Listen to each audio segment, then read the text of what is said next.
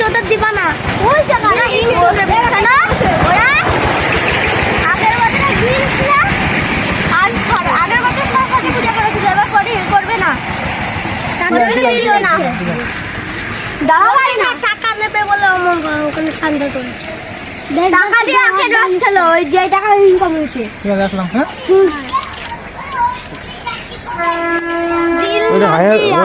একটু ভাইরাল দে দে এইসব দে বল এই যে দিল না দিয়া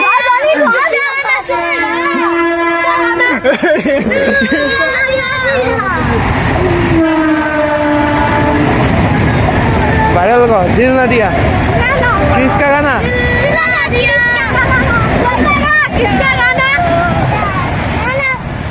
तो फ्रेंड्स मैं और मेरा एक दोस्त शाम के टाइम पे निकला था बाइक लेके घूमने के लिए और थोड़ा कुछ बच्चे लोग आ गए थे सरस्वती पूजा का चांदा मंगले के लिए ठीक है तो हमने तो दे दिया है और वो लोग बोल रहे हैं कि सामने वाले और कुछ बंदे हैं लेकिन उन लोगों को नहीं देना वो चांदा लेके मतलब गन्ने का रस पी रहा है और बहुत ही अच्छा मतलब मज़ेदार बात कर रहा था और मतलब बहुत ही खतरा लेवल का बात कर रहा था बहुत ही मज़ा आ रहा था ठीक है।